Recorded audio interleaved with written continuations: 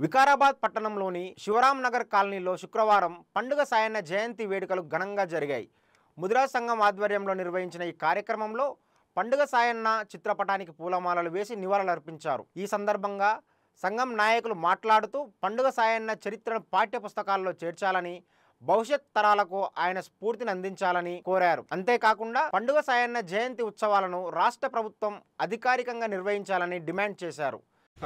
ముఖ్యంగా ఈ యొక్క కార్యక్రమంలో పాల్పంచుకుంటున్న నా ముదిరాజు సోదరులందరికీ పేరు పేరున నమస్కారాలు తెలియజేస్తూ, ఈరోజు పండుగల సాయన్న యొక్క జయంతి సందర్భంగా వారికి నివాళులు అర్పించడం జరిగింది.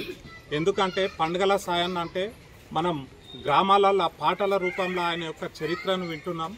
ఆ రోజుల్లో ఆయనకు జరిగిన ఏదైతే నష్టం ఉందో, ఆయనకు ఏదైతే అన్యాయం జరిగిందో ఆ అన్యాయం ఇంకా వేరే ఏ ప్రజలకు కూడా ఇట్లాంటి అన్యాయం జరగొద్దు. ఆ రోజు ఎవరైతే దొరలు పెద్ద ధనికవంతులు ఎవరైతున్నారో, మామూలు జనములు ఎవరైతున్నారో, పేద ప్రజలు వాళ్ళ మీద వాళ్ళ ఇష్టానుసారంగా దౌర్జన్యాలు చేసి మరి వాళ్లకు సుఖమైన జీవితం లేకుండా చేసేటువంటి సందర్భం.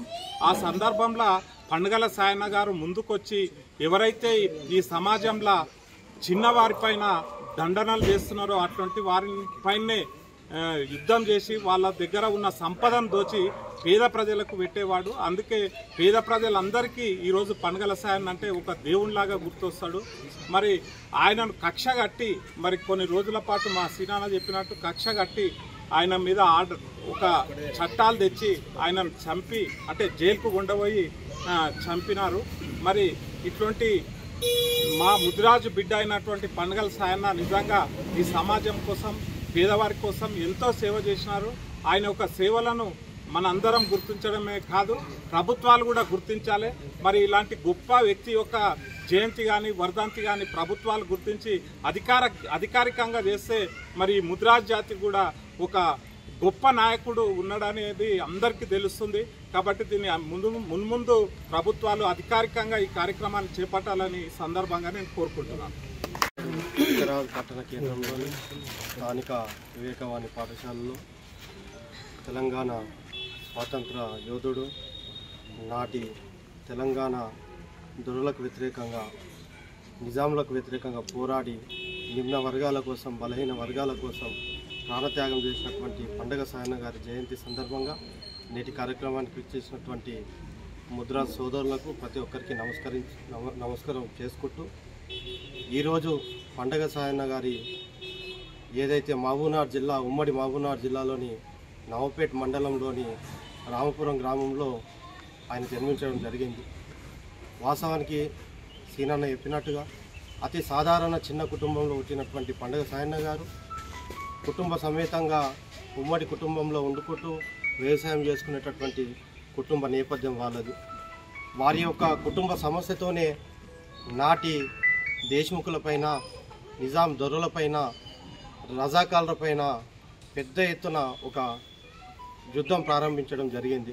ఎందుకంటే అక్కడ వాళ్ళ కుటుంబానికి సంబంధించినటువంటి వాళ్ళ చిన్నమ్మని వాళ్ళు మానసికంగా, శారీరకంగా హింసించి ఆమెను అంతమొందించి వాళ్ళ పొలాన్ని లాగేసుకోవడం ఆయనను ఎంతో బాధించినటువంటి అంశం.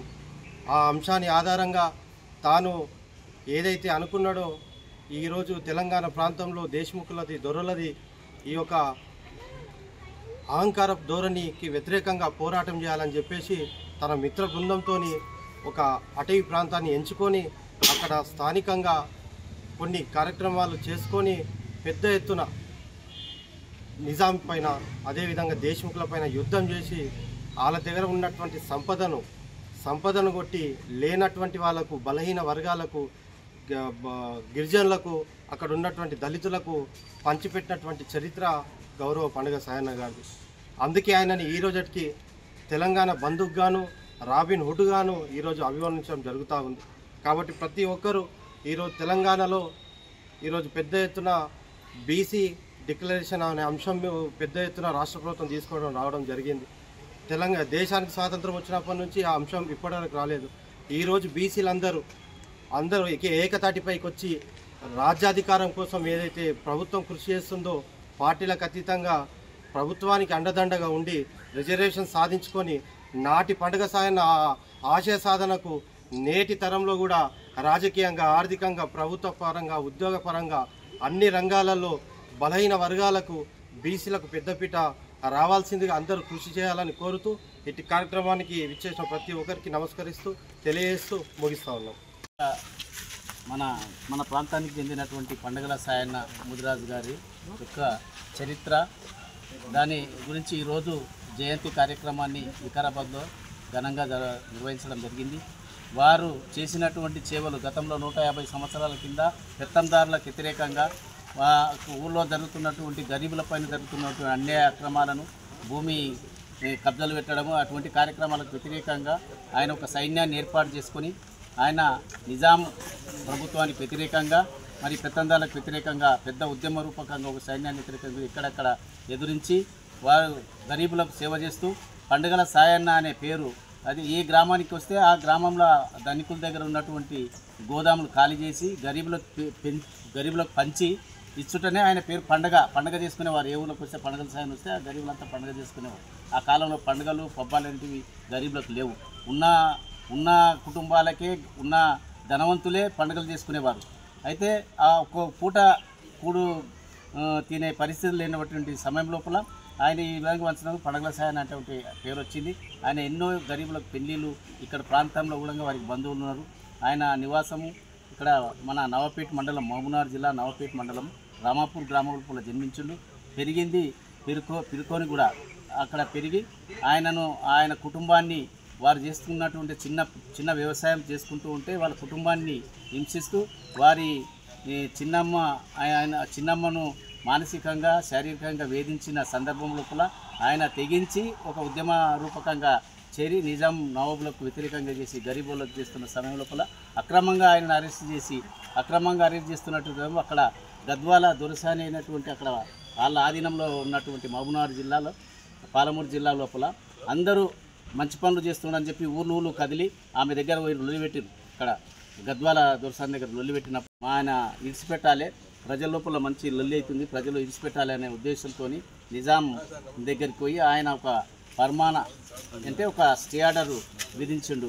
ఆమెను కొట్టద్దు, ఆయన వదిలేయండి అని చెప్పి ఉర్దూలో అంటే, ఆ ఉర్దూలో అయితే మత్ చూడో మారో చూడని మత్ చూడ అని చెప్పి ఒక ఆర్డర్ వెళ్ళింది. వీళ్ళు అక్కడ ఉన్నట్టు వెంగళరావు, ఆయన వెంకటరావు అనేటువంటి పట్వారీలు వాళ్ళిద్దరు కలిసి ఆ మీర్ అలీ ఖాన్ అనేటటువంటి ఎస్పీని తీసుకొని ఆ ఎస్పీ దగ్గర చూసుకొని దానికి ఒక ఫుల్ స్టాప్ పెట్టిండు. మారో కాడ ఫుల్ స్టాప్ పెట్టి మచ్చోడో అనే విధంగా, అంటే మీరు వదలకండి, సచ్చేదాకా కొట్టండి అనే ఒక అర్థం వచ్చే విధంగా దాన్ని మార్చి ఆయనను బహిరంగంగా తీసుకొచ్చి బహిరంగ తలాముండని వేరు చేయడం జరిగింది. అప్పుడు ఆ ప్రజలంతా తిరగబడ్డారు. ఎస్పీ ఇంటి మీదకి పోతే ఆయన గుండెవల్లి చనిపోయాడు. నేను చేస్తున్న తప్పు ఇంత ఆదరణ ఉన్నదని చెప్పి ఆయన మీర్ అలీ ఖాన్ అని ఆయన గుండెవల్లి ఎక్కడనే చనిపోతే మిగతా ఈ వెంగళరావు అనే కొంతమంది పెత్తందారులు ఒక వాళ్ళ చేనుకాడ ఫామ్ హౌస్ కాడ కూర్చొని ఒక బిల్డింగ్లో కూర్చొని దావతం చేసుకుంటుంటే అక్కడ ఉన్నటువంటి జనాలంతా వారి మీద వాడి సజీవ దానం చేశారు వాళ్ళు కోపంతో. అయితే ఇప్పుడు కూడా ప్రతి గ్రామం లోపల ఆయన తల ఎక్కడైతే పడ్డదో అక్కడ ఒక చిన్న గుడి కట్టిరు. అప్పుడే గుడి కట్టి ప్రతి సంవత్సరం జయంతి వర్ధంతిల కార్యక్రమాలు చేసుకుంటున్నారు. ఆయన ఒక దేవుని రూపం లోపల అక్కడైతే కొలుసుకుంటున్నారు.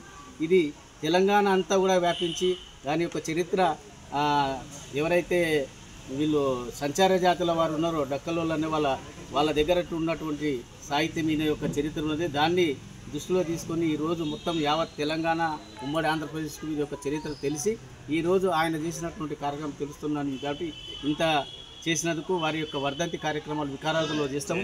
వికారాబాద్లో కూడా ఆయన ఒక విగ్రహానికి మేము స్థలాన్ని అడిగి ప్రభుత్వంలో మా స్పీకర్ గారు ఉన్నారు, ప్రసాద్ కుమార్ గారు ఉన్నారు, కాబట్టి ఆయనతో అడిగి మేము తప్పకుండా వచ్చే సంవత్సరం వరకు విగ్రహ కార్యక్రమాన్ని కూడా మేమందరం కలిసికట్టుగా చేస్తామని చెప్పి మా బంధువుల మీ ముందు ఈ కార్యక్రమాన్ని చేస్తున్నందుకు మరోసారి ధన్యవాదాలు తెలుపుతూ పట్టణంలో వికారాబాద్ తాలూకా తరపున మన పండుగల సాయన్న ముదిరాజు గారి యొక్క జయంతి కార్యక్రమాన్ని ఘనంగా నిర్వహించడం జరిగింది.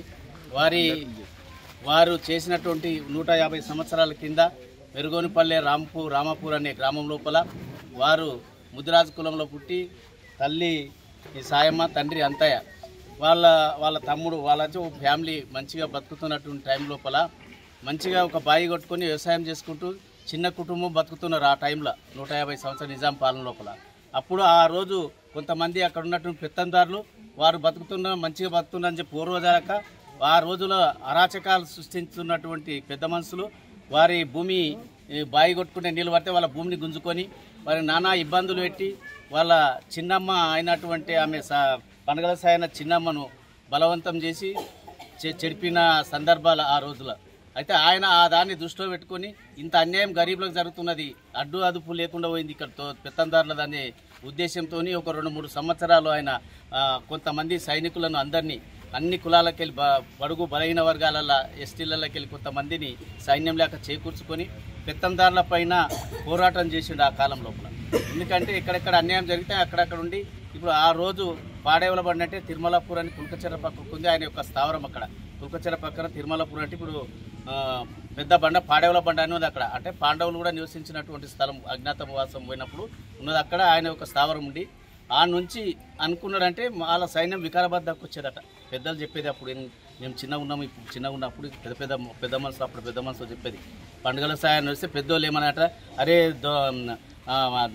బందిపోటు దొంగ వచ్చిండ్రా పండుగల సాయం వచ్చిండ్రా దాక్కోండి అంటున్నారట. వస్తే అంత భయం అనేది ఉన్నదంట ఆయన. కానీ ఆయన దొంగ కాదు, పెద్దందారులు మొత్తం ఆయన దొంగగా సృష్టించారు. ఆయన చేసినటువంటి ఆ రోజు గరీబులకు పెళ్ళిళ్ళు కాకపోతే ఉన్నోళ్ళ దగ్గర గోదాములు అన్నిటి బయటికి తీసుకొచ్చి బయటికి పెద్ద గరీబులకు పంచి పెళ్ళిళ్ళు చేసినటువంటి పండుగల సాయన్న గారిని ఆ రోజు ఉన్న పెత్తందారులు ఆయనను జైల్లో పెట్టించి నానా విధంగా హింసించి ఆ రోజు శంకరమ్మ దొరసాని శంకరమ్మ అంటే గద్వాల ఆధీనంలో ఉన్నటువంటి పాలమూరు ఆ శంకరమ్మ గారికి అంతా ప్రజలు లొలిపెట్టిండ్రు, గడబడి చేస్తే ఆయన విడిపియాలి, ఆయనను జైలు నుంచి విడిపియాలని ఎన్నో విధాల వాళ్ళు గడబడి చేస్తే ఆమె స్పందించి కొంతమంది పెద్ద మనుషులు ఆమె దగ్గరికి పోతే ఆ రోజుల్లో 10,000 రూపాయల జరిమానా జామీను ఆయన కింద 10,000 రూపాయల జామీను నిజాం మీర్ అలీ ఖాన్ దగ్గర సమర్పించి ఆయన విడిపించడానికి స్టే తీసుకున్నాడు. స్టేలో ఏమున్నది మారో మత్ చోడో అని ఒక స్టే ఆర్డర్ వెళ్ళింది. మారో మత్ చోడో అని వచ్చేదాన్ని అక్కడ ఉన్నటువంటి వెంకట్రావు జలగాంరావు అనేటువంటి బాపనూళ్ళలో ఎవరైతే ఆ రోజు పట్వారీగా అక్కడ ఉన్నారో వాళ్ళిద్దరు కలిసి మారో కాడ స్టాప్ పెట్టించి మత్ చోడో అని ఒక పులి స్టాప్ గీత లోపల ఆయన చావు అనేది నిర్ణయించడం అనేది అక్కడ ఉన్నటువంటి ఎస్పీ దగ్గరికి ఇచ్చి ఎస్పీని పట్టుకొని మారో మత్ చూడో అని చెప్పి విధంగా వచ్చే అర్థం వచ్చేటట్టుగా చంపండి చచ్చేదాకా వదలకండి అనే అర్థం వచ్చే విధంగా చేసి ఆయనను చంపడం జరిగింది. అయితే వారు చంపిన తర్వాత వాళ్ళు ఒక ఫామ్ హౌస్ అంటే ఒక చేనుకాడ అందరు కలిసి పెద్దందారులు అంతా 10 మంది కలిసి ఒక ఇంట్లో దావత్ చేసుకుంటున్నారు, మనకు ఎదురు లేదు అది లేదు అన్నట్టు దావత్ చేసుకుంటుంటే ఈ జనాలంతా వాళ్ళ మీద పడి సజీవ దహనం చేశారు. ఆ రోజు వాళ్ళందరినీ కూడా సజీవ దహనం చేసి అటువంటి మహా త్యాగి నేను తెలంగాణ రాబిన్ కూడా అని కూడా అంటారు. ఎందుకంటే వీరి యొక్క చరిత్ర నిజమైన చరిత్ర, ఇది చెప్పేది అబద్ధం కాదు, కథ కాదు. ఈ కథను నిజమైన వాస్తవంగా 150 సంవత్సరాల కింద జరిగింది కాబట్టి ఈ కథను ఎవరి దగ్గర సాహిత్యం భద్రపరిచిందంటే ఈ దక్కలి వాళ్ళు ఎవరైతే కిన్నెర తీసుకొని అయితే ఊళ్ళలో సంచారం చేస్తుంటారో సంచార జాతుల వారి దగ్గర వీరి యొక్క చరిత్ర బయటపడింది. దీన్ని ఎందుకంటే ఒక బలహీన వర్గాలకు చెందినటువంటి వ్యక్తి కాబట్టి దీని చరిత్ర ముందుకు రాలేదు. ఇప్పుడు అందరు చైతన్యవంతులైన బలహీన వర్గంలో చదువుకున్న వాళ్ళు విద్యార్థులు ఉద్యోగస్తులు చాలా వీరి చరిత్ర పుస్తక రూపకంగా నానా విధంగా వీరి యొక్క చరిత్ర బయటపడదు కాబట్టి వీరిని ప్రతి పట్టణంలో కానీ ప్రతి గ్రామంలో కానీ ప్రతి మండల హెడ్ క్వార్టర్లో కూడా జయంతి వర్ధంతి కార్యక్రమాలు జరుపుకుంటున్నారు. కాబట్టి అదేవిధంగా మా వికారాబాద్లో ఈ కార్యక్రమాన్ని బాగా జరిపినందుకు మేమంతా ధన్యవాదాలు తెలుపుతున్నాం.